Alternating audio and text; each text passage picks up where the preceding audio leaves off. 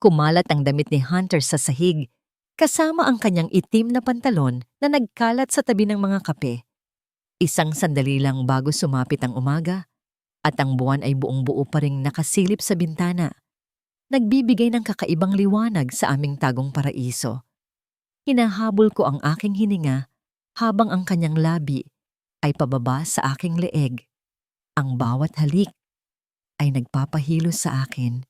Ang kanyang mga kamay na karaniwang mahigpit sa boardroom ay ngayon ay marahang gumagapang sa aking likod, nagdudulot ng kiliti sa bawat pagdampi.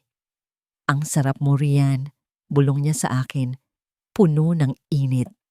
Ang boses na yon na kinatatakutan ng maraming negosyante ay isang himig lamang sa akin. Dito, sa apat na sulok ng aming sikretong unit, si Hunter ay hindi ang malupit na CEO ng Monteverde Group. Dito, siya ang aking Hunter, ang lalaking kayang tunawin ang bawat pagdududa sa aking puso sa isang haplos lang. Pero sa bawat matamis na sandali, mayroong laging anino ng katotohanan na bumubulong sa aking isip. Ang aming pag-ibig ay isang lihim, nakatago sa dilim habang ang kanyang buhay ay nasa liwanag ng lahat. Isang taon na kaming kasal, pero ni minsan ay hindi pa niya ako ipinakilala sa publiko bilang kanyang asawa. Ang pait na yon ay laging naroon, kahit gaano pa katamis ang kanyang mga halik. Hinihimas ko ang kanyang buhok, ang isip ko'y lumilipad. Ano kaya kung malaman ng mundo ang tungkol sa amin? Ang Hunter Monteverde, isang bachelor na hinahabol ng mga magazine at negosyo, ay may asawa na. May lihim na asawa na ako. Ngumiti ako ng mapait. Isang malaking eskandalo. May problema ba, Sinta? Tanong niya. Hinawakan ang aking baba at inangat ang aking mukha. Nakita niya ang lungkot sa aking mga mata. Wala. Pagsisinungaling ko. Napaisip lang ako kung gaano mo ako kamahal. Hinalikan niya ako sa noo. Ikaw lang riyan. Ikaw ang mundo ko. Niyakap ko siya ng mahigpit. Umaasa na ang init ng kanyang katawan ay magpapawi sa lamig ng aking pangamba. Ngunit alam kong hindi ito madali. Ang kanyang mundo ay puno ng matataas na gusali at matatalim na tao. Habang ang akin ay simple lang. Kaya ko bang makasabay? Nang gabing iyon, habang magkatabi kaming nakahiga, nakatingin sa buwan, narinig ko ang mahina niyang paghinga. Akala ko, tulog na siya. Kailangan ko nang gawin riyan, bulong niya. Napakunot ang noo ko. Ano, Hunter? Hindi siya sumagot agad. Naramdaman ko ang paghigpit ng hawak niya sa aking kamay. Ang board of directors? Binibigyan na nila ako ng ultimatum. Patuloy niya. Kailangan kong ipakilala ang aking asawa. Kung hindi, may mga investor na babawi ng pondo. Nanlaki ang mga mata ko. Alam kong darating ang araw na ito, pero hindi ko inaasahan na ganito kabilis. Ang puso ko ay kumabog ng malakas. At gagawin mo ba? Napaupo siya. Ganoon din ako. Nakita ko ang bigat sa kanyang mga mata. Oo, kailangan kong gawin. Para sa kumpanya. Para sa atin. Pero nag-aalala ako. Paano kung hindi nila ako matanggap? Paano kung maging balakid ako sa'yo? Hinding-hindi. Matigas niyang sabi, hinawakan ang aking muka. Ikaw ang asawa ko, ang karapat-dapat na Monteverde. Ang kanyang mga salita ay tila isang balabal na bumabalot sa akin, pero hindi nito kayang itago ang takot na namumuo sa aking puso. Ang Hunter na ito, na nakahiga sa aking tabi, ay iba sa Hunter na makikita ng lahat. Ang Hunter na ipapakilala niya sa mundo ay ang Hunter Monteverde, ang CEO. At ako? Ako ang kanyang lihim na asawa, si Rian. Handa ba ako sa lahat ng sasabihin ng mundo? Kinabukasan, habang umiinom kami ng kape, ang cellphone niya ay nag-ring. Tiningnan niya ang caller ID at biglang kumunot ang noo. Bakit, Hunter? Sino yan? Tanong ko. Ang chairman ng board, sagot niya. Sumagot siya at nagsimulang makipag-usap sa isang seryosong tono. Hindi ko maintindihan ang lahat ng sinasabi niya, pero narinig ko ang mga salitang desisyon, publiko, at kumpanya. Matapos ang tawag, huminga siya ng malalim. Nagdesisyon na ako, Rian. Tiningnan ko siya, kinakabahan. Kailan? Sa isang linggo? Sa annual company anniversary gala, anya. Doon ko ipapakilala ang aking asawa, ikaw. Isang linggo. Ang bigat ng mga salitang yon ay tila bumagsak sa aking mga balikat. Isang linggo para maghanda sa isang buhay na hindi ko alam kung kakayanin ko. Ang puso ko ay kumabog ng mabilis. Hindi ko alam kung dapat akong matuwa o matakot. Ang totoo, pinaghalong takot at saya ang aking naramdaman. Tinitigan ko ang aking sarili sa salamin. Isang ordinaryong babae. Kaya ko bang maging isang Monteverde? Ang pinto ng boardroom ay nagsara na may isang malakas na kalabog na nag-iwan ng katahimikan na mas mabigat pa kaysa sa ingay. Nakaupo ako sa dulo ng mahabang mesa, ang aking mga daliri ay nakakuyom sa ibabaw ng makintab na kahoy. Sa paligid ko ay ang mga miyembro ng board, mga lalaking may mga mukha na tila inukit sa bato. Ang kanilang mga mata ay parang mga buwitre na nag-aabang.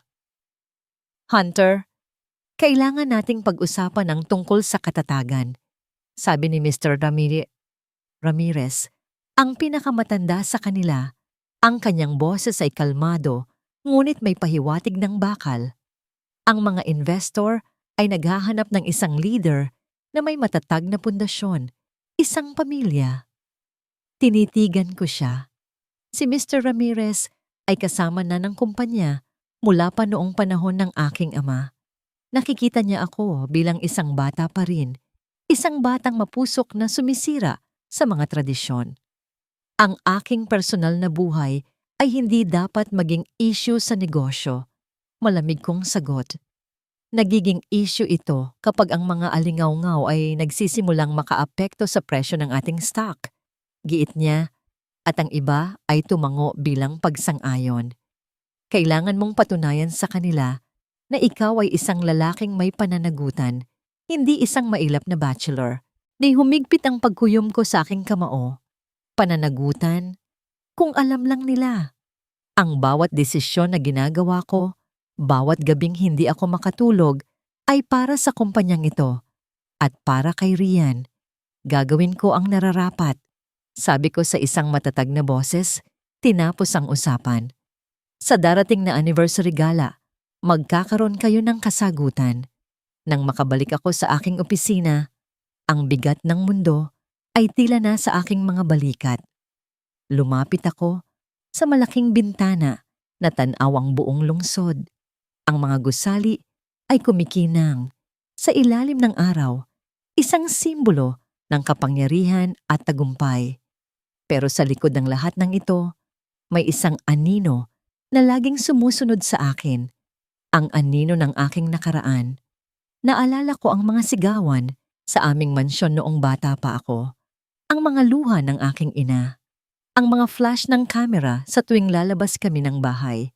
Ang aming pamilya ay nawasak dahil sa isang eskandalo. Isang sikreto na nabunyag sa publiko sa pinakamasakit na paraan. Ang aking ama, na dating iginagalang na negosyante, ay naging isang kahihiyan at ipinangako ko sa aking sarili na hinding-hindi ko hahayaang mangyari iyon sa akin. Hinding-hindi ko hahayaang masira ng opinyon ng ibang tao ang pinakamahalagang bagay sa aking buhay. Si Rian. Kaya't itinago ko siya. Itinago ko ang aming pag-ibig. Iniisip na sa paraang yon ay mapoprotektahan ko siya mula sa maruming mundo na aking ginagalawan. Ngunit ngayon, ang mundong iyon ay kumakatok na sa aming pinto at napipilitan akong buksan ito. Sir? Isang boses ang pumutol sa aking pag-iisip. Lumingon ako. Isang bagong empleyado mula sa marketing department ang nakatayo sa aking pinto. May hawak na folder. Maganda siya. Matalino ang mga mata at may ngiti na tila sobrang pinagpraktisan. Ako po si Victoria Robles, sabi niya. Pinadadala lang po itong mga report. Iwanan mo na lang dyan, sabi ko. Bumalik sa pagtingin sa bintana. Pero hindi siya umalis.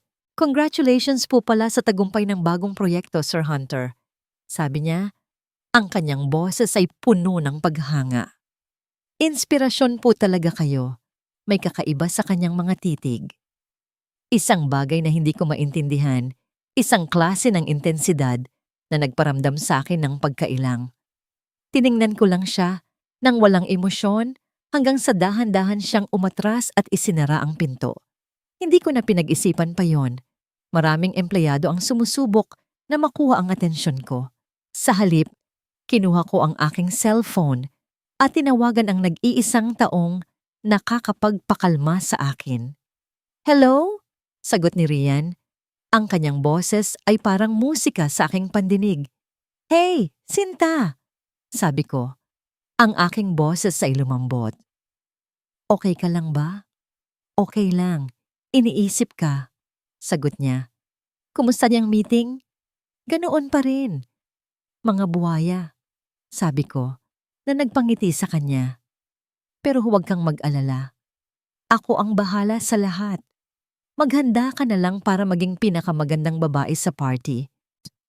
Hunter, natatakot ako. Pagamin niya. Alam ko, sabi ko, pero kasama mo ako. Hinding-hindi kita bibitawan. Matapos ang tawag, naramdaman ko ang pagbabalik ng aking determinasyon. Gagawin ko ito para sa kanya, para sa amin. Gabi na nang matapos ang aking trabaho. Bago umuwi sa aming tagpuan, inayos ko ang mga papel sa aking mesa. At doon, sa ibabaw ng isang tumpok ng mga kontrata, may isang simpleng puting sobre. Walang pangalan, walang marka. Kinunutan ko ng noo. Imposibleng may makapasok dito nang walang pahintulot ng aking sekretarya. Dahan-dahan kong binuksan ito. Sa loob, may isang litrato. Nanigas ako. Isang kuha namin ni Rian. Nakaupo kami sa isang parke, nagtatawanan. Sa isang sandaling akala namin ay kami lang ang nakakaalam. Isang pribadong sandali. Ngayon ay nasa kamay ng kung sino. Sa ilalim ng litrato, may isang pangungusap na nakasulat sa makinilya. Ang isang lihim ba ay mananatiling lihim magpakailanman sa liwanag? Isang malamig na kaba ang gumapang sa aking likuran. Hindi ito isang simpleng babala. Ito ay isang banta, may nakamasid. At alam nila ang tungkol kay Rian. Sino ang gumawa nito? Ang sutla ng bestida ay dumadampi sa aking balat. Malamig at makinis. Nakatayo ako sa harap ng salamin, pinagmamasdan ang sarili ko sa isang mamahaling damit na hindi ko kailanman pinangarap na isuot.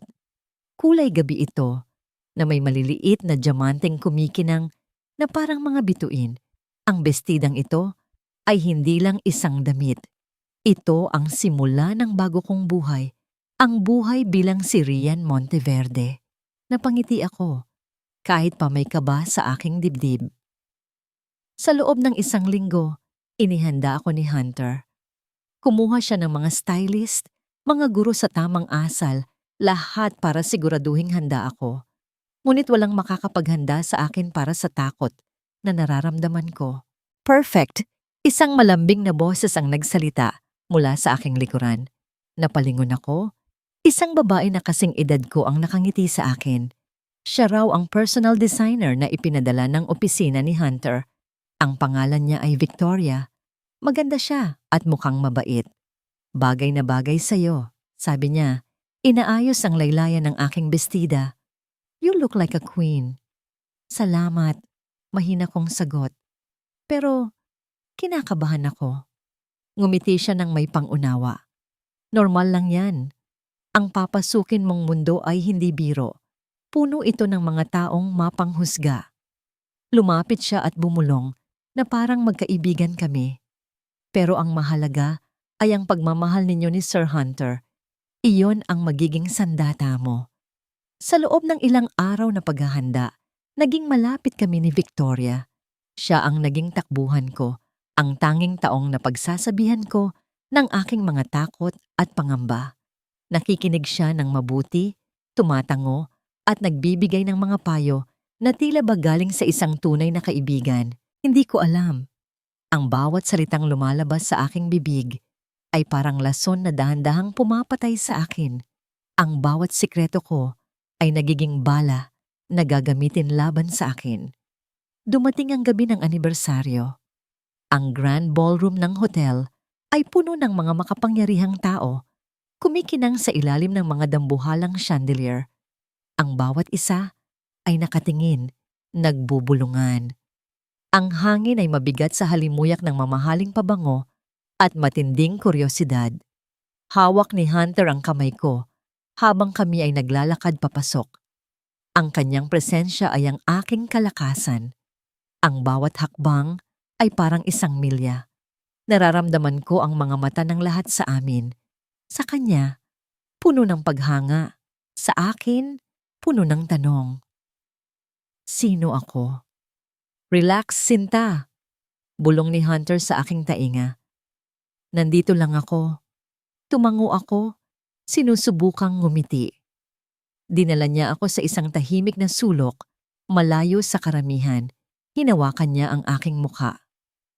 Pagkatapos ng gabing ito, sabi niya, wala nang lihim. Tayong dalawa na ang haharap sa mundo. Ang kanyang mga salita ay nagbigay sa akin ng pag-asa. Ito na. Ito na ang katuparan ng lahat ng aking mga pangarap. Maya-maya, umakyat si Hunter sa entablado para sa kanyang talumpati. Ang lahat ay tumahimik. Ang kanyang boses ay malakas at puno ng awtoridad. Ang CEO na kinikilala ng lahat. Pinanood ko siya mula sa malayo. Ang puso ko ay puno ng pagmamalaki. At bilang pagtatapos, sabi niya, at ang kanyang mga mata ay naghahanap sa akin sa gitna ng karamihan. Ngumiti siya. Mayroon akong isang mahalagang anunsyo. Isang bagay na matagal ko nang itinago. Ngunit ngayon ay handa ko nang ibahagi sa inyong lahat.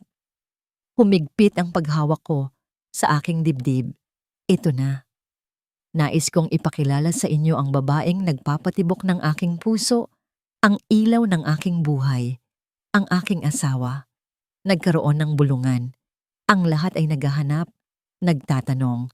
Tumingin si Hunter sa direksyon ko. Senyales na para lumapit ako. Huminga ako ng malalim at nagsimulang maglakad. Ngunit bago pa ako makarating sa entablado, isang boses ng babae ang biglang umalingaw-ngaw mula sa mikropono. Salamat. Mahal ko. Napahinto ako. Ang lahat ng tao ay napatingin sa entablado. At doon, sa tabi ni Hunter, nakatayo si Victoria. Nakangiti siya sa lahat, kumakaway, na parabang siya ang reyna ng gabi. Kinuha niya ang kamay ni Hunter na halatang nagulat at hindi makagalaw. Maraming salamat sa inyong lahat, sabi ni Victoria sa mikropono. Ang kanyang boses ay puno ng kagalakan. Ako si Victoria Monteverde, ang asawa ng inyong CEO. Ang mundo ko ay gumuho. Nakatayo ako roon, sa gitna ng daan-daang tao, ngunit pakiramdam ko ay nag-iisa ako. Ang bestida na parang panaginip ay naging isang bangungot. Ang mga mata ni Hunter ay nakatingin sa akin, puno ng pagkalito at takot. Ang mga bulungan ay naging nakakabinging tawanan. At ako? Ako ay isang estranghero sa sarili kong love story. Sa isang iglap, ang buong mundo ay huminto sa pag-ikot. Ang mga bulungan ay naging isang malakas na ugong at ang mga ilaw ng kamera ay kumislap na parang kidlat sa isang madilim na gabi. Nakita ko ang mukha ni Rian. Ang pagkasabik ay napalitan ng pagkalito. Pagkatapos ay ng sakit. Ang kanyang kamay sa aking braso ay nanlamig. Isang apoy ang biglang nag-alab sa loob ko. Isang galit na matagal ko nang kinimkim. Hindi para sa kumpanya, hindi para sa board, para kay Rian. Sa isang mabilis na kilos, binitawan ko ang mikropono.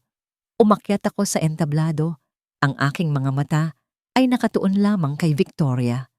Ang pekeng ngiti sa kanyang mukha ay biglang nawala nang makita niya ang ekspresyon ko. Hinawakan ko ang kanyang braso, hindi marahas, ngunit may sapat na diin para maramdaman niya ang aking galit.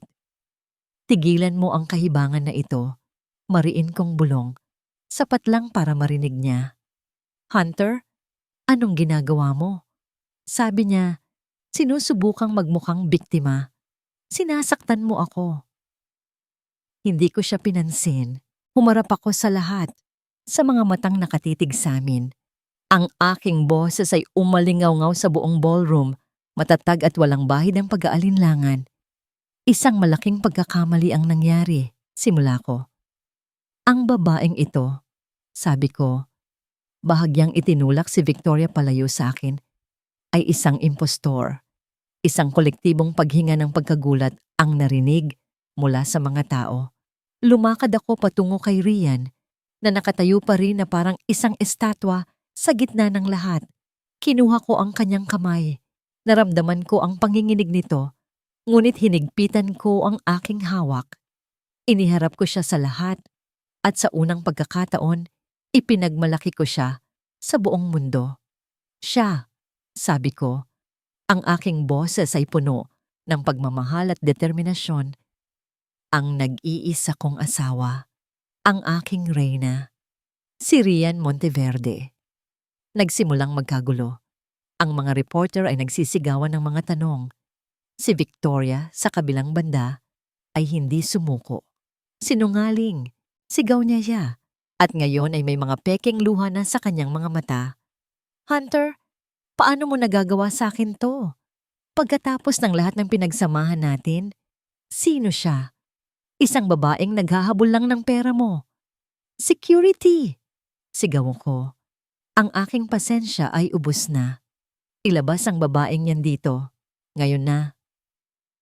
Agad na umakyat ang mga gwardiya at pinalibutan si Victoria. Nagpumiglas siya, sumisigaw ng mga akusasyon, ngunit wala na siyang nagawa. Habang hinihila siya palabas, ang kanyang mga mata ay nagtagpo sa mga mata ni Rian. Isang tingin na puno ng pagbabanta at galit. Hindi ko na hinintay na matapos ang gulo. Hinila ko si Rian.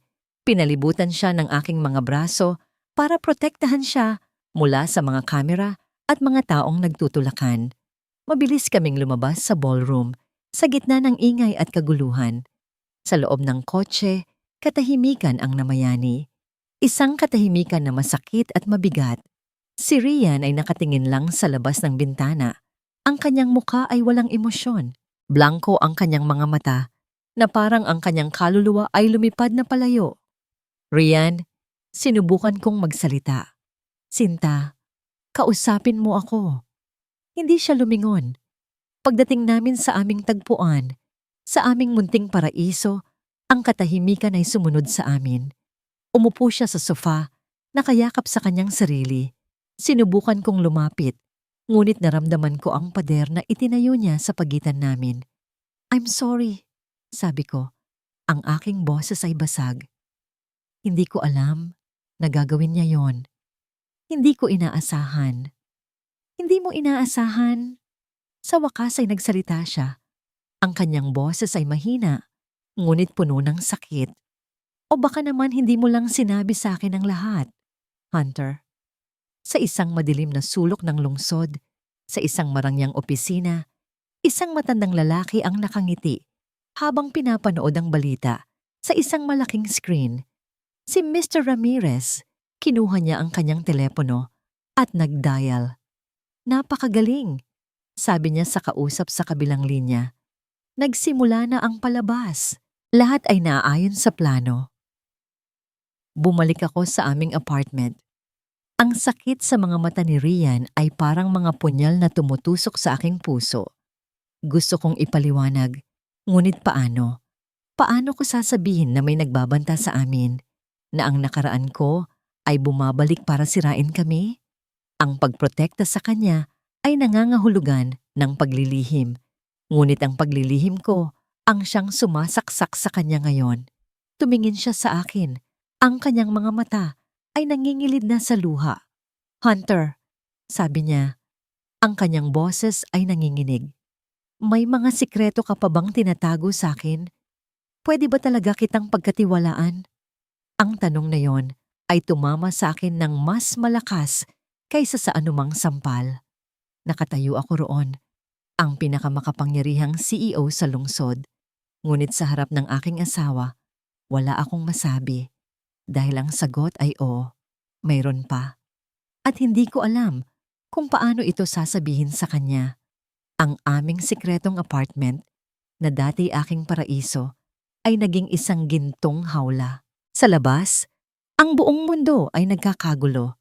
Ang pangalan ko ay nasa bawat TV screen, sa bawat headline ng dyaryo, sa bawat chismis sa social media. Ang misteryosong asawa ni Hunter Monteverde. Sino si Rian? Isang gold digger o tunay na pag-ibig? Ang mga salita ay tumatagos sa pader, bumabaon sa aking puso na parang mga bubog. Si Hunter ay laging wala. O kung narito man siya, ang kanyang isip ay nasa malayo. Palagi siyang may kausap sa telepono, bumubulong ng mga salitang hindi ko maintindihan. Imbestigahan ninyo. Alamin ninyo ang lahat. Huwag ninyong hahayaang malaman ni Rian. Sa tuwing tatanungin ko siya kung ano ang nangyayari, ang sagot niya ay laging pareho. Ako ang bahala, Sinta. Magtiwala ka lang sa akin. Magtiwala? Paano ako magtitiwala kung pakiramdam ko ay inililihim niya sa akin ang kalahati ng kanyang buhay? Ang lalaking minahal ko sa dilim ay tila nagtatago rin sa liwanag, hindi lang mula sa mundo, kundi mula rin sa akin. Hunter, hindi ako manikang kailangan mong protektahan, sabi ko sa kanya isang gabi, pagod na sa kanyang mga sikreto. Asawa mo ako, karamay mo dapat ako. Ginagawa ko ito para protektahan ka, Rian. Sagot niya, bakas sa kanyang boses ang pagod at frustrasyon. Hindi mo maiintindihan ang panganib. Ipaintindi mo sa akin. Sigaw ko pabalik. Ang mga luha ay nagsimula nang mamuo sa aking mga mata. Dahil sa ngayon, ang tanging panganib na nakikita ko ay ang pagitan na lumalaki sa ating dalawa. Hindi siya sumagot. Tinalikuran niya lang ako at pumasok sa kanyang maliit na opisina. Sa loob ng unit, isinara ang pinto. At muli, naiwan akong mag-isa. Isang hapon, habang nakatulala ako sa bintana, nag-vibrate ang aking cellphone. Isang unknown number. May mensahe. Binuksan ko ito. Isang litrato. Si Hunter at si Victoria. Magkatabi sila sa isang restaurant nakangiti. At tila may malalim na pinag-uusapan. Mukhang kuha ito kamakailan lang. Sa ilalim ng litrato, may text message. Akala mo ba talaga ikaw lang? Habang nagtatago ka sa lungga mo, ang asawa mo ay kasama ang babaeng nararapat sa kanya. Gising, Rian. Naramdaman ko ang pagkirot sa aking dibdib. Ang hangin ay tila naubos sa aking baga. Hindi ito totoo. Frame up lang ito. Ngunit ang laso ng pagdududa ay nagsimula nang kumalat sa aking sistema. Tinitigan kong muli ang litrato, ang mukha ni Victoria, ang kanyang perpektong ngiti, ang kanyang mga mata na puno ng panloloko, at bigla, isang alaala ang bumalik sa akin na parang kidlat. Ang designer, ang mabait na kaibigan na nagbigay sa akin ng payo, ang taong pinagkatiwalaan ko ng aking mga takot. Siya, si Victoria. Napahawak ako sa aking bibig, nanginginig. Ang lahat ng aming pinag-usapan, ang lahat ng payo niya, lahat ay kasinungalingan. Ginamit niya ako. Ginamit niya ang kahinaan ko laban sa akin. Ang sakit ng katotohanan ay mas matindi pa kaysa sa panloloko sa party. Naramdaman ko ang matinding galit sa kanya at sa sarili ko dahil sa pagiging tanga. Dala ng galit at desperasyon, tumayo ako. Kailangan kong malaman ang totoo. Kung hindi sasabihin sa akin ni Hunter, ako mismo ang hahanap ng sagot. Pumasok ako sa kanyang opisina. Nagkalat ang mga papel sa kanyang mesa. Hindi ko alam kung ano ang hinahanap ko. Isang dokumento? Isang pangalan? Kahit ano. Binuksan ko ang isang drawer. Puno ito ng mga lumang gamit. At sa ilalim, may isang maliit na kahon. Binuksan ko ito. Mga lumang litrato. Kinuha ko ang mga iyon. May litrato ni Hunter noong bata pa siya, kasama ang kanyang mga magulang. May mga litrato mula sa mga lumang event ng kumpanya. At pagkatapos, natigilan ako sa isang litrato. Isang lumang company anniversary. Nakatayo sa gitna ang ama ni Hunter, mukhang mas bata at masaya. Sa tabi niya ay si Hunter, teenager pa lamang. At sa kabilang tabi ng kanyang ama, nakangiti, ay isang batang-batang babae. Si Victoria. Hindi siya nakatayo sa tabi ni Hunter. Nakatayo siya sa tabi ng ama ni Hunter. Ang kamay nito ay nakaakbay pa sa kanya na parang isang pamilya. Nabitawan ko ang litrato. Ang puso ko ay tumigil sa pagtibok. Hindi ito simpleng away lang para kay Hunter. Ito ay isang bagay na mas malalim. Isang bagay na konektado sa nakaraan. Isang sikreto na hindi lang si Hunter ang nagtatago, kundi pati na rin ang buong pamilya niya. At ako ay nasa gitna ng lahat, walang kaalam-alam. Hindi niya sinasagot ang tawag ko. Ang boses ko ay malamig at matigas habang kausap ko ang aking pinagkakatiwalaang head of security sa telepono. Ilang araw ko nang sinusubukang kausapin nang maayos si Rian, ngunit palagi niya akong iniiwasan. Ang pader sa pagitan namin ay lalong tumataas at nararamdaman ko siyang unti-unting nawawala sa akin. Sir, mukhang sinadya po niyang iwan ang kanyang cellphone sa apartment. Sagot ng lalaki sa kabilang linya. Napapikit ako ng mariin. Bantayan ninyo siya mula sa malayo. Huwag na huwag ninyo siyang iwawala sa paningin ninyo. Tiyakin ninyong ligtas siya. Ibinaba ko ang telepono at sinalo ng aking mga kamay ang aking ulo. Ang gulo sa media, ang pressure mula sa board, ang pananahimik ni Rian. Lahat ay bumabagsak sa akin. Ngunit sa gitna ng lahat ng ito, isang pangalan ang paulit-ulit na umuukil-kil sa aking isip. Victoria. Oras na para malaman kung sino ka talaga. Bulong ko sa aking sarili. Tinawagan ko ang aking private investigator, isang taong mas mahusay pa sa gobyerno kung maghalongkat ng mga sikreto. Ibinigay ko ang lahat ng impormasyon na mayroon ako at sinabi kong gusto kong malaman ang lahat mula sa kanyang pagkatao hanggang sa kung sino ang nasa likod niya. Hindi nagtagal, dumating ang resulta.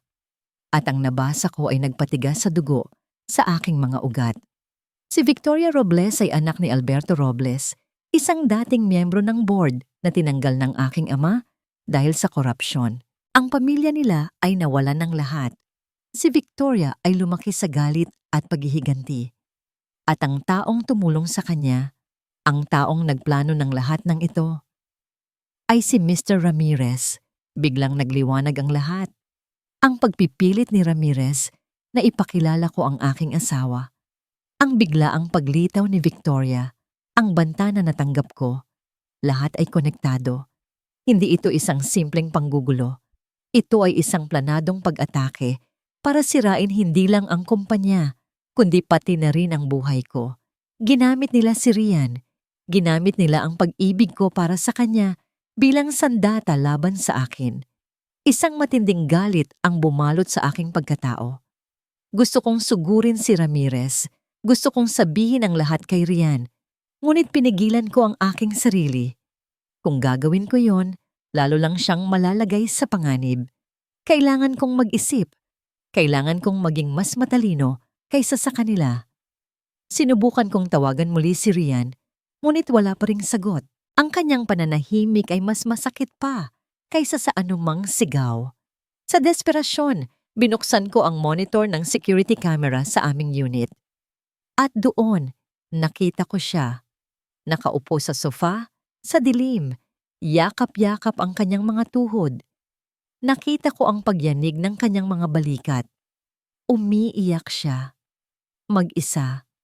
Parang dinurog ang puso ko. Ako ang dahilan ng kanyang mga luha. Ang aking mga sikreto. Ang aking nakaraan. Ako ang nananakit sa babaeng ipinangako kong poprotektahan. Kinabukasan, hinarap ko si Ramirez. Nakasalubong ko siya sa hallway ng opisina. Mr. Ramirez, bati ko. Ang aking boses ay kalmado, ngunit may bigat. Hunter! Bati niya pabalik. May isang mapanuyang ngiti sa kanyang mga labi. Mukhang mahirap ang mga nagdaang araw sa'yo. Ang negosyo ay laging may hamon. Sagot ko. Tinititigan siya ng diretso sa mata. Ngunit ang mahalaga ay alam mo kung sino ang tunay na kalaban. Ang nangiti niya ay bahagyang nawala. Nakuha niya ang mensahe ko. Ito ay isang deklarasyon ng digmaan. Nagpatuloy ako sa paglakad. Ngunit bago pa ako makalayo, nag-vibrate ang aking cellphone. Isang mensahe mula sa isang unknown number. Mula kay Victoria. Binuksan ko ito. Isang litrato. Si Rian. Nakayakap siya sa isang lalaki sa isang coffee shop. Ang lalaki ay nakatalikod, ngunit ang pagkakayakap ni Rian ay mahigpit. Mukha siyang naghahanap ng kalinga. Sa ilalim ng litrato, may isang mensahe. Hunter, sigurado ka bang pinagkakatiwalaan mo ang iyong lihim na asawa? Mukhang nakahanap na siya ng ibang mapaghihingahan ng sama ng loob. Ang aking dugo ay kumulo. Ang aking mga kamay ay nanginig sa galit habang tinititigan ko ang litrato. Isang bahagi ng isip ko ang nagsasabing, isa itong patibong. Ngunit ang isa pang bahagi, ang bahaging pagod na at nasasaktan, ay nagsimulang magduda. Ang imahe ni Rian na umiiyak kagabi, kasama ang litratong ito ngayon. Isang sigaw ng pagkadismaya ang kumawala sa akin sa loob ng walang taong hagdanan. Sinuntok ko ang pader. Ang sakit sa aking mga kamao ay walang-wala kumpara sa sakit ng pagtataksil at kawalan ng pag-asa na nararamdaman ko. Dinala nila ako sa bingit ng pagkasira. Ang litratong hawak ko ay tila may sariling bigat. Ang bawat sulok nito ay matalim, parang sumusugat sa aking mga palad. Ang nakangiting mukha ni Victoria sa tabi ng ama ni Hunter. Ang pamilyar na itsura. Hindi lang ito isang simpleng litrato. Ito ay isang testamento sa lalim ng mga sikretong itinatago sa akin. Narinig ko ang pagbukas ng pinto. Pumasok si Hunter. Mukhang pagod at puno ng problema.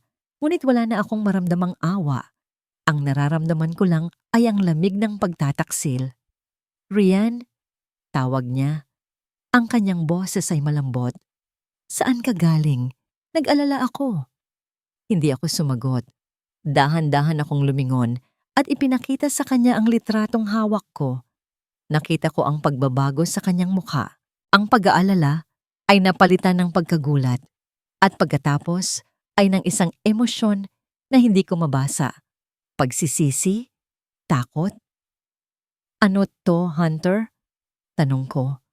Ang aking boses ay kalmado, ngunit puno ng yelo. Rian, magpapaliwanag ako, sabi niya. Dahan-dahang lumalapit. Huwag kang lumapit, sabi ko. At ang aking boses ay nanginig sa unang pagkakataon. Isang tanong, isang sagot. Kilala mo ba siya noon pa? May kinalaman ba siya sa pamilya mo? Napayuko siya. At sa kanyang pananahimik, nakuha ko ang aking sagot. Lahat pala ay kasinungalingan, sabi ko. Hindi na napigilan ng isang butil ng luha na pumatak mula sa aking mata. Ang pagtatago mo sa akin, ang pagprotekta mo raw sa akin, ang totoo, pinoprotektahan mo lang ang sarili mo at ang mga madilim na sikreto ng pamilya mo. Hindi totoo yan, Rian. Ginagawa ko ito para sa'yo. Sigaw niya, ang kanyang pagkakalma ay biglang nawala. Para sa akin, tumawa ako, isang tawang walang saya. Hunter, sinira mo ako. Hayaan mong sirain ka ng mga sikreto mo ng mag-isa. Tinalikuran ko siya at pumasok sa aming silid. Hindi ko pinansin ang kanyang mga tawag. Kinuha ko ang isang maliit na bag at inilagay ang ilang damit. Ang bawat bagay na nahahawakan ko ay may alaala niya. Ang bawat sulok ng apartment na ito ay sumisigaw ng kanyang pangalan.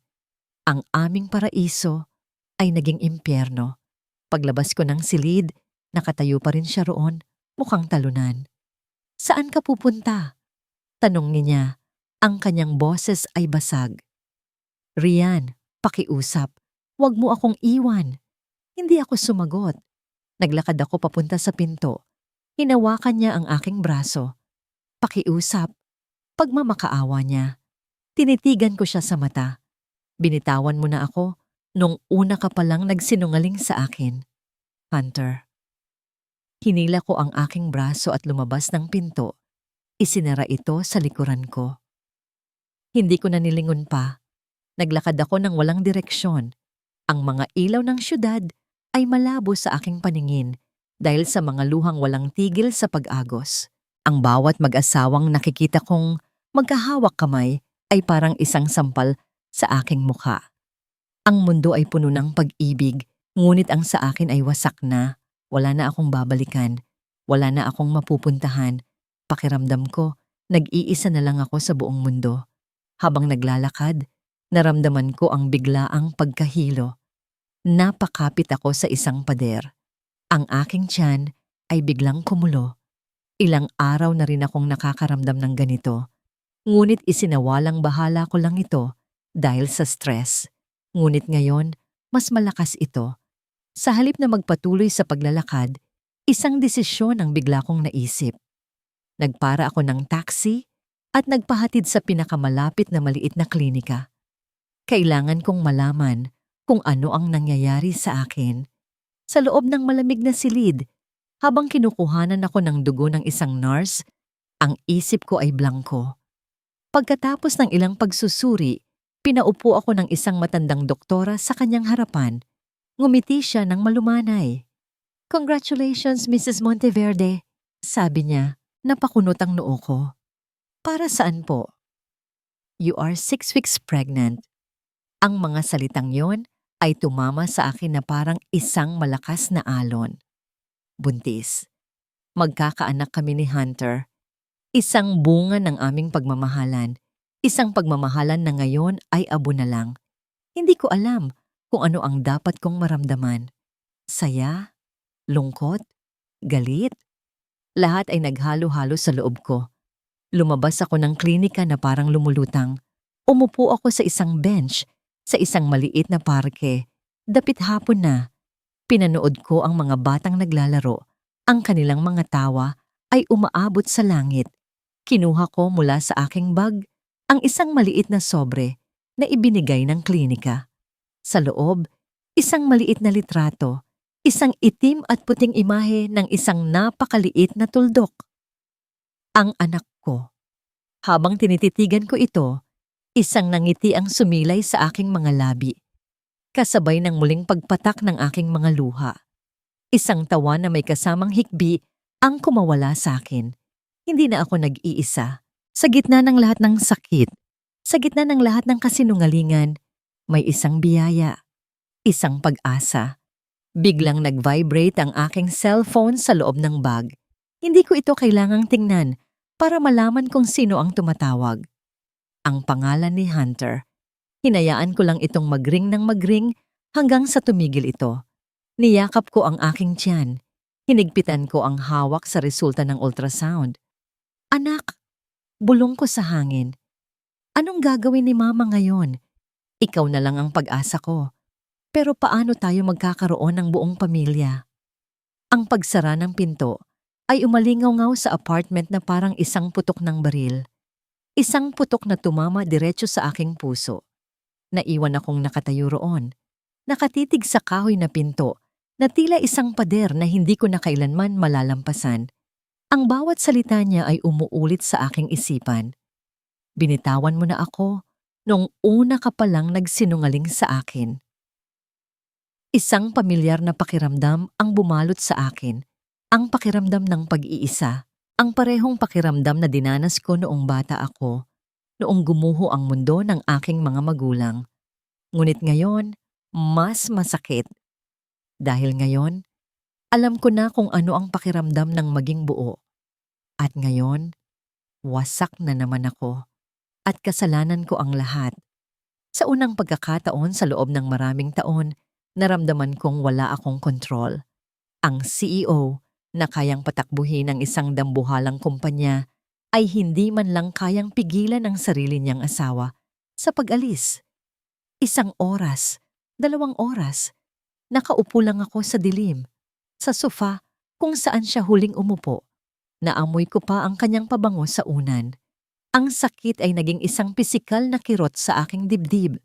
Ngunit habang lumalalim ang gabi, ang sakit ay dahan-dahang napalitan ng ibang emosyon, galit.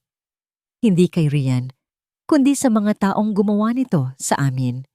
Kina Ramirez at Victoria, at higit sa lahat, sa sarili ko. Tumayo ako. Tapos na ang pag-upo at pag-iyak. Kung ang mga sikreto ko ang sumira sa amin, ang katotohanan ang muling bubuo sa amin. Kinuha ko ang aking telepono.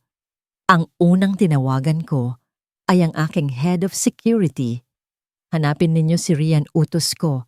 Ang aking boses ay malamig na parang yelo. Gamitin ninyo ang lahat ng resources natin. Bawat kamera sa syudad, bawat contact. Gusto kong malaman kung nasaan siya, kung ligtas siya. Huwag kayong magpapakita sa kanya. Gusto ko lang siyang mabantayan. Ang pangalawang tinawagan ko ay ang aking private investigator. Ang impormasyong ibinigay mo ay kulang.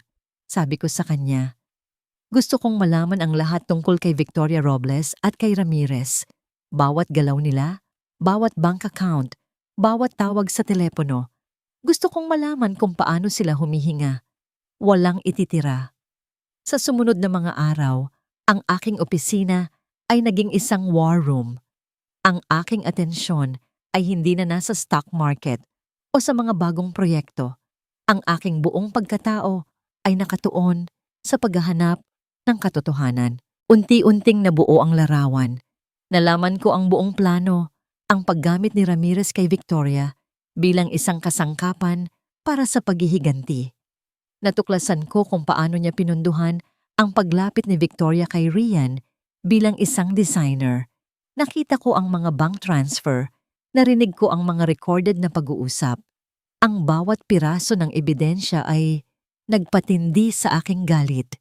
Sila ang halimaw sa kwentong ito. Sila ang sumira sa aking pamilya. Isang gabi, habang sinusuri ko ang mga ulat, isang tawag ang dumating mula sa aking investigator. Sir, may nakuha kaming bago. At sa tingin ko, ito na ang pinakamalaki sa lahat. Sabi niya. Ano yon? Sinusundan namin si Victoria. Pumunta siya sa isang liblib na restaurant. At ang kamiting niya, si Ramirez. Hindi na ako nagulat. Ano ang pinag-usapan nila? Mayroon kaming audio, sir. Pero meron ding video. Isang long-range shot. Ipinadala niya ang file sa aking computer. Pinanood ko ang video. Nakita ko silang nagtatalo. At pagkatapos, may iniabot na sobre si Victoria kay Ramirez. Isang medical report. Buntis ako at ikaw ang ama. Narinig kong sigaw ni Victoria sa audio recording. Ano nang plano mo? Hindi mo pwedeng takbuhan ang responsibilidad mo. Napatigil ako. Ang dugo sa aking mukha ay tila nawala. Buntis si Victoria at si Ramirez ang ama? Ang kasuklam-suklam na plano nila ay mas madumi pa pala kaysa sa aking inaakala.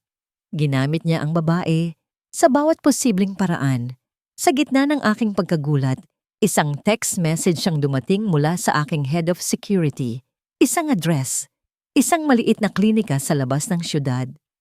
Sir, pumasok po si Ma'am Rian dito kaninang hapon. Mukhang nagpatingin sa doktor. Ang puso ko ay kumabog ng napakabilis. Bakit? May sakit ba siya? Inutusan ko silang alamin kung ano ang nangyari. Makalipas ang ilang minuto, isa pang mensahe ang dumating. Isang kopya ng medical record, isang record na nagsasabing, OB-GYN consultation, positive pregnancy test. Estimated gestational age, 6 weeks. Nabitawan ko ang aking cellphone. Buntis si Ryan. Magiging ama ako. Ang lahat ng galit at paghihiganti sa aking puso ay biglang napalitan ng isang matinding takot at isang hindi masukat na pagmamahal. Magkakaanak kami. Sa gitna ng lahat ng gulo at sakit, may isang milagro. Ngayon, mas naintindihan ko na, hindi na ito tungkol sa akin.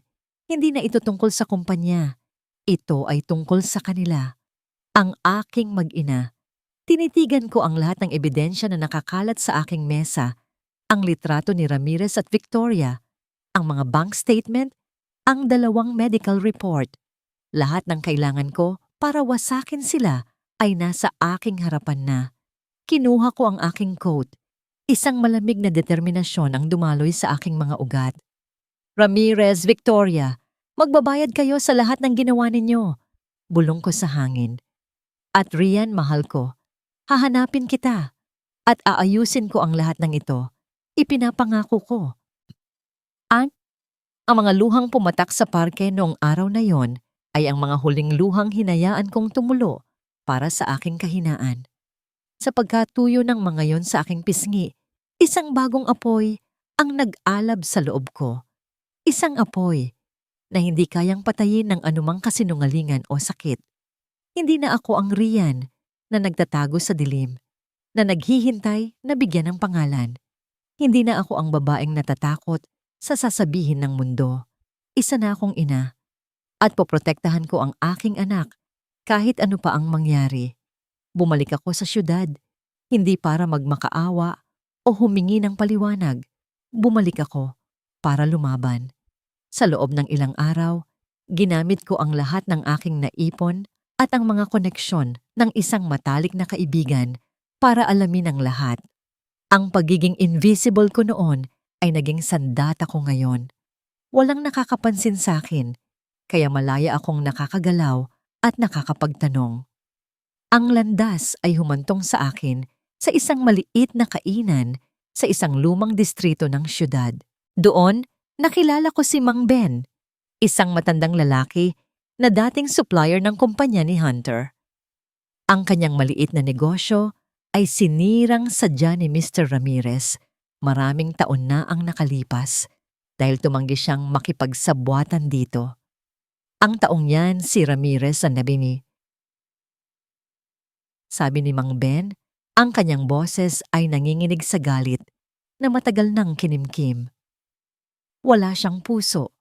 Lahat gagawin para sa kapangyarihan. Ikinuwento niya ang lahat, kabilang na ang mga bulong-bulungan noon tungkol sa pagkakaroon ng relasyon ni Ramirez sa isang batang empleyado na desperadong umangat sa buhay. Si Victoria, binigyan niya ako ng mga lumang dokumento at mga pangalan ng ibang taong sinira rin ni Ramirez. Bawat piraso ng impormasyon ay isang piraso ng puzzle na unti-unting nabubuo. Isang umaga, habang umiinom ako ng tsaa sa maliit na apartment na tinutuluyan ko, nakita ko sa balita sa isang maliit na TV sa sulok ang isang pamilyar na gusali, ang Monteverde Tower, isang news flash. Breaking news! Magdaraos ng isang emergency press conference si CEO Hunter Monteverde ngayong hapon, sabi ng reporter. Ayon sa isang opisyal na pahayag mula sa kumpanya, sasagutin daw ni Mr. Monteverde ang lahat ng kontrobersiyang bumabalot sa kanya at sa kanyang pamilya at maglalabas ng isang katotohanang yayanig sa mundo ng negosyo. Biglang kumabog ng malakas ang aking dibdib. Ito na ang araw ng pagtutuos. Ngunit anong katotohanan ang sasabihin niya? Ang buong katotohanan? O isa na namang piniling version para protektahan ang pangalan ng kanyang pamilya? Hindi. Hindi ko nahahayaang siya lang ang magdikta ng aming kwento. Hindi ko nahahayaan ang isa pang sikreto. Ang anak ko ay nararapat sa isang pamilyang itinayo sa katotohanan, hindi sa mga kasinungalingan. Tumayo ako. Isang desisyon ang nabuo sa aking isip, malinaw at matatag. Hindi ako nagsuot ng magarbong bestida, isang simpleng puting blazer at itim na pantalon lang. Inayos ko ang aking buhok, tumingin ako sa salamin. Ang babaeng nakatingin pabalik ay hindi na ang babaeng umiiyak sa dilim. Ang kanyang mga mata ay matatag. Handa na siya. Hinaplos ko ang aking tiyan. Mese bao ve con conyew. Chungta se kung nyaw doy matwetat ka. Poprotektahan ka ni Mama. Mahal ko. Haharapin natin ito ng magkasama. Pagdating ko sa venue ng press conference, ang lugar ay puno ng mga reporter na parang mga gutom na leon. Ang mga ilaw ng kamera ay nakakasilaw. Ngunit hindi ako natinag. Naglakad ako ng diretsyo. Ang aking mga takong ay tumutunog sa marmol na sahig. Bawat tunog ay isang deklarasyon ng aking pagdating. Ang mga gwardiya ay sinubukang harangin ako. Ngunit isang tawag mula sa head of security ni Hunter. Isang taong alam kong laging nakabantay sa akin mula sa malayo. Ang nagpatigil sa kanila. Binuksan ang pinto ng conference hall. Sa isang iglap, ang lahat ng ingay ay nawala. Ang daan-daang pares ng mata ay napabaling sa akin.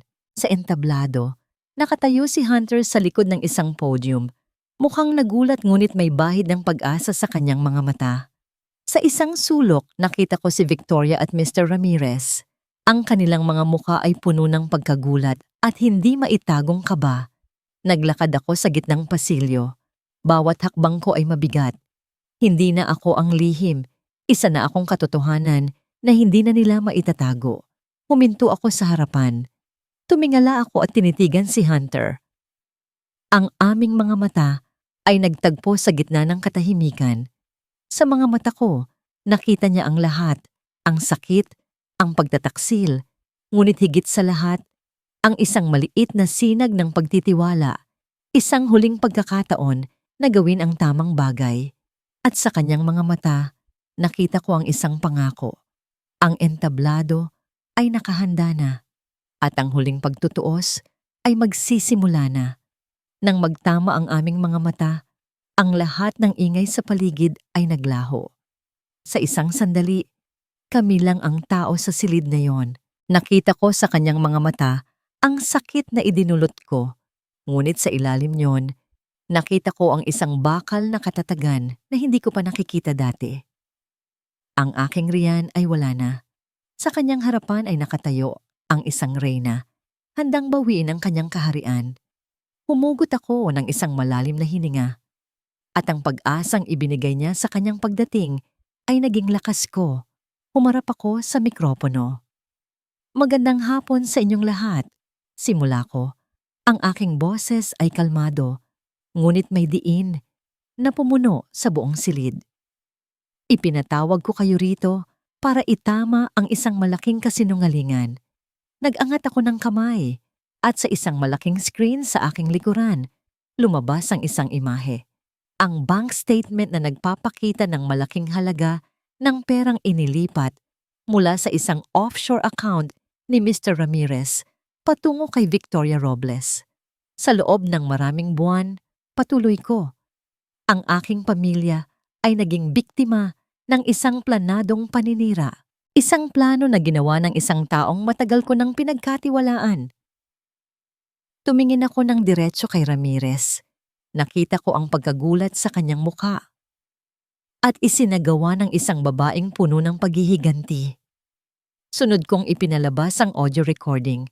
Ang sigawan ni Ramirez at Victoria tungkol sa kanilang plano. Ang bawat salita ay malinaw. Bawat intensyon ay hayag. Ang bulungan sa silid ay naging isang malakas na ugong. Ito ay paninirang puri! Sigaw ni Ramirez, biglang tumayo. Ang kanyang mukha ay namumula sa galit. Peke ang lahat ng yan. Isang desperadong hakbang mula sa isang CEO na nawawalan na ng kontrol. Hunter, paano mo nagagawa sa akin to? Sigaw naman ni Victoria, tumatayo na rin. Ang kanyang mga mata ay nagluluha na, mga luha ng isang magaling na aktres. Kasinungalingan. Lahat yan ay kasinungalingan. Ang mga reporter ay nagsimulang magkagulo. Nagsisigawan ng mga tanong. Ang sitwasyon ay malapit ng maging isang ganap na kaguluhan. Ngunit sa gitna ng lahat ng ingay, isang boses ang narinig. Kalmado ngunit may awtoridad. Hindi ito kasinungalingan. Ang lahat ay napalingon kay Rian. Dahan-dahan siyang lumakad papunta sa isang mikropono sa sahig. Ang lahat ng kamera ay napunta sa kanya. Ang pangalan ko ay Rian, sabi niya. Ang kanyang boses ay hindi nanginginig. ang tunay na asawa ni Hunter Monteverde. Humarap siya kay Victoria at ako ang biktima sa larong ito. Ikinuwento niya ang lahat. Kung paano siya nilapitan ni Victoria bilang isang kaibigan, kung paano niya nakuha ang tiwala niya, kung paano niya ginamit ang bawat kahinaan at sikreto niya laban sa kanya. Ang kanyang mga salita ay simple ngunit matalim. Bawat isa ay isang patalim na tumatagos sa puso ng kasinungalingan. Victoria, sabi ni Rian, ang kanyang tingin ay nakapako sa babae. Mayroon ka pang isang malaking sikreto. Isang sikretong kahit si Hunter ay hindi alam hanggang kamakailan lang. Sabihin mo sa kanila ang totoo o ako ang magsasabi. Namutla si Victoria. Umiling siya. Parang isang batang nahuli sa pagnanakaw. Tumingin si Rian kay Mr. Ramirez na ngayon ay nakaupo na at pawis na pawis. Ang planong ito ay hindi lang tungkol sa paghihiganti at pera. Ito ay mas madumi pa. Dahil ang babaeng ginamit ninyo para sirain ang pamilya ko ay nagdadalang tao, isang nakakabinging katahimikan. At ang ama, patuloy ni Rian, ang kanyang boses ay parang isang martilyo na pumupukpok sa huling pako sa kabaong. Ay walang iba, kundi si Mr. Ramirez. Gumuho ang mundo ni na Victoria at Ramirez. Si Victoria ay napahawak sa kanyang tiyan.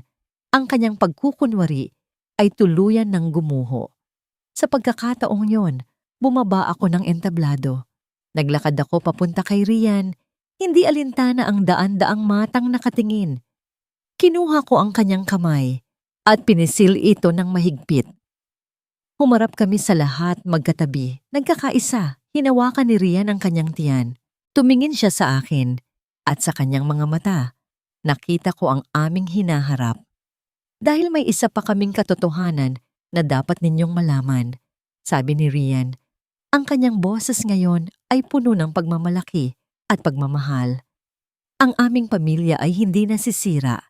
Sa katunayan, ito ay ngayon pa lang nagsisimulang mabuo.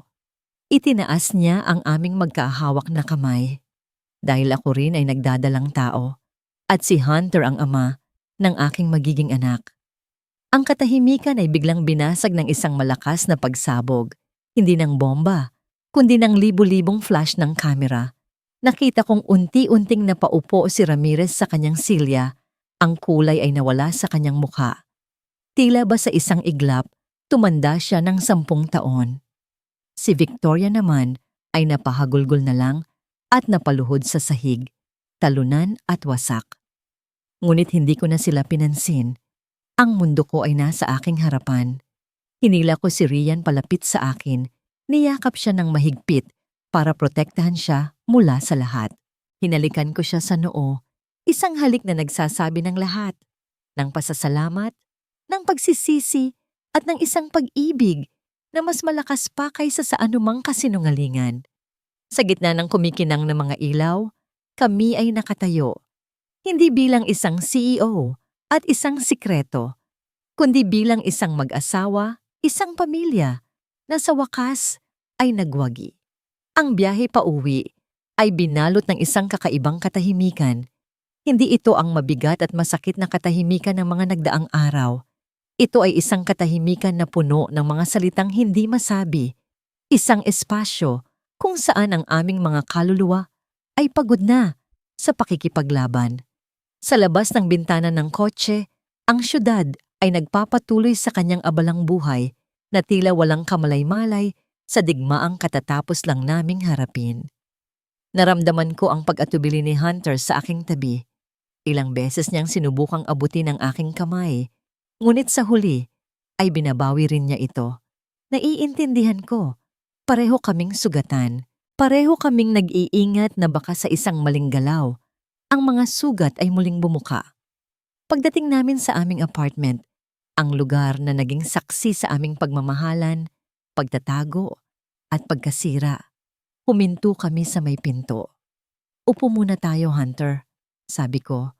Ang aking boses ay mahinahon. Kailangan nating mag-usap. Tumango siya, ang kanyang mga mata ay puno ng pagsisisi. Umupo kami sa sofa, may sapat na pagitan sa amin. Tinitigan ko siya, hindi na bilang ang makapangyarihang CEO o ang lalaking naglihim sa akin, kundi bilang ang lalaking minahal ko, ang ama ng aking anak. Bakit?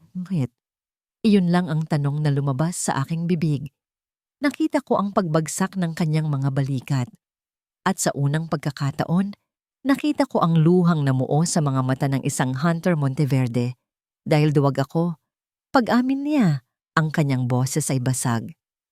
Noong bata ako riyan, nasaksihan ko kung paano sinira ng media at ng opinyon ng publiko ang pamilya ko. Ang aking ama, ang aking ina, nawasak sila dahil sa isang eskandalo.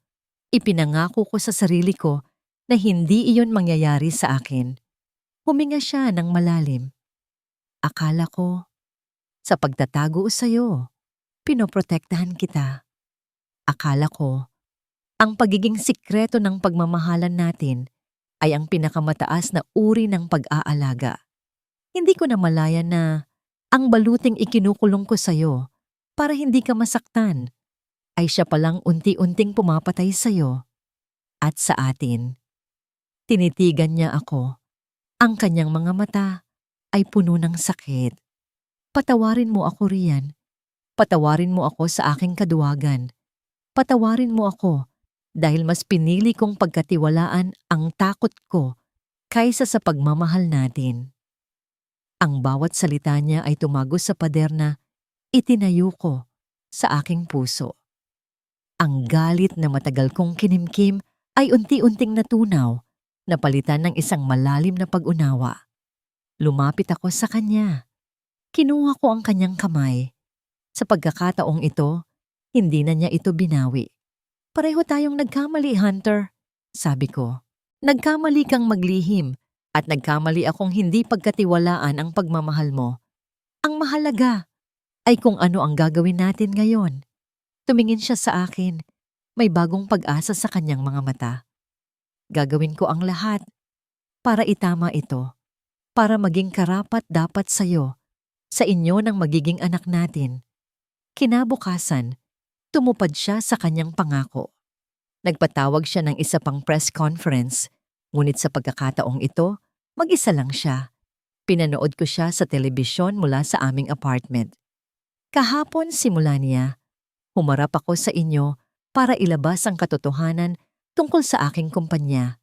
Ngayon, narito ako para ilabas ang katotohanan tungkol sa aking puso. Tumingin siya ng diretso sa kamera na para bang ako lang ang kanyang kinakausap.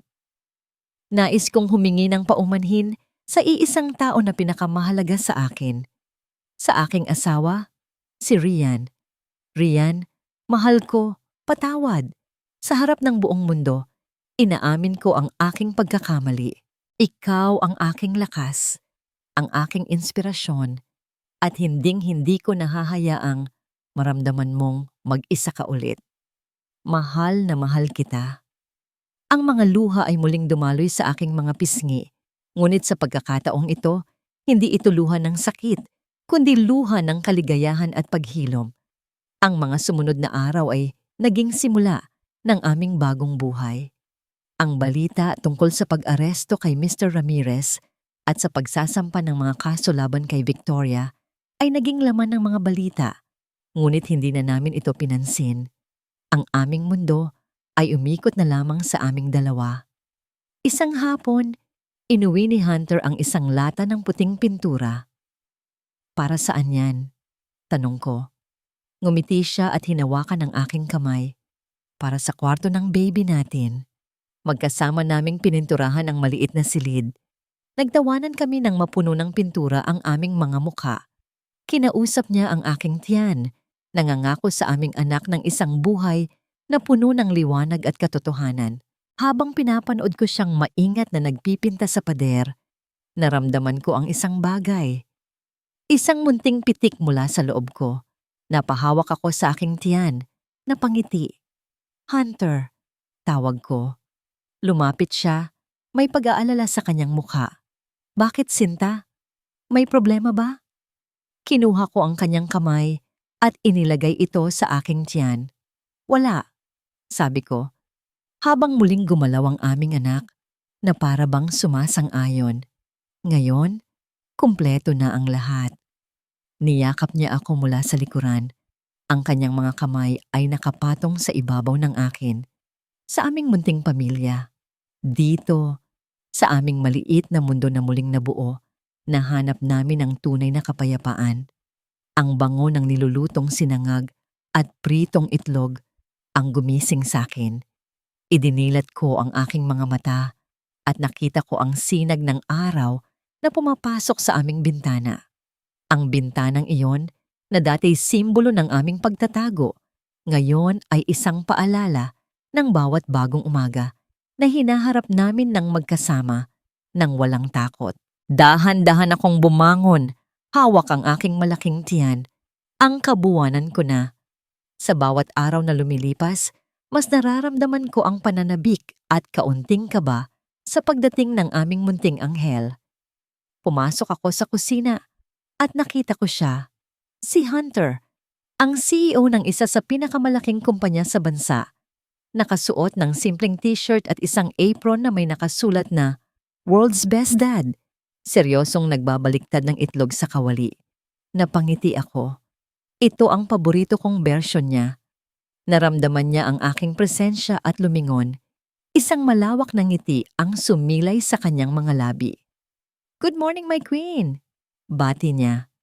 Lumapit siya at marahang hinalikan ang aking mga labi. At pagkatapos ay yumuko para halikan din ang aking tiyan. "And good morning to our little prince." "Prince ka agad? Paano kung prinsesa?" Natatawa kong sabi. "Kahit ano pa siya." Sabi niya, tinititigan ako sa mata. Basta maging kasing tapang at kasing ganda siya ng nanay niya. Ako na ang pinakamasayang tao sa buong mundo. Umupo kami para mag-almusal. Ang aming mga umaga ay simple lang, puno ng kwentuhan, tawanan, at mga pangarap para sa aming pamilya. Hindi na namin pinag-uusapan ang nakaraan, ngunit ang mga aral nito ay laging naroon. Natutunan namin na ang tunay na pundasyon ng isang relasyon ay hindi ang pag-iwas sa gulo, kundi ang pagharap dito ng magkasama na may buong pagtitiwala at katapatan. Si Hunter ay hindi na ang Hunter na laging seryoso at malihim.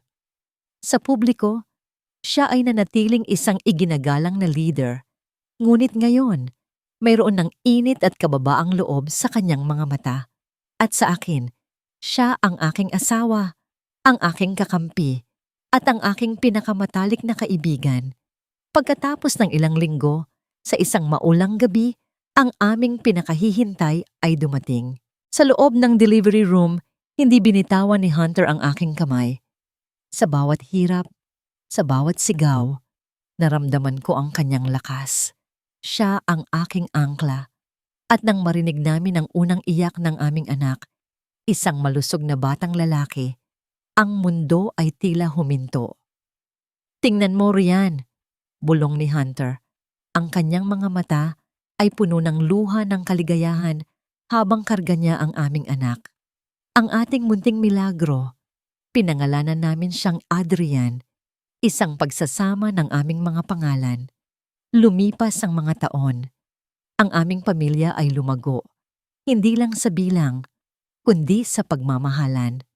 Si Adrian ay naging isang masayahin at matalinong bata.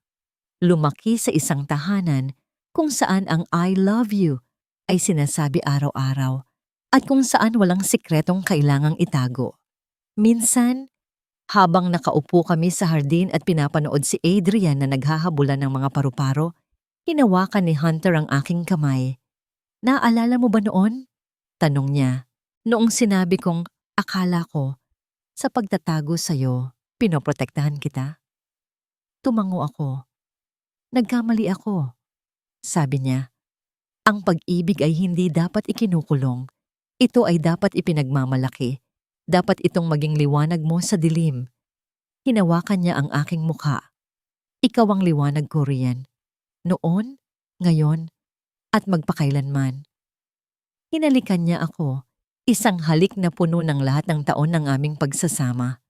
Isang halik na nagsasabi ng isang kwentong puno ng pagsubok, pagpapatawad, at walang hanggang pag-ibig. Sa bawat pagsubok, lumalabas ang tunay na lakas ng pag-ibig. At para sa amin, walang lihim na tago ang kayang pumigil sa aming pamilya dahil ang pag-ibig namin ay totoo at walang katapusan.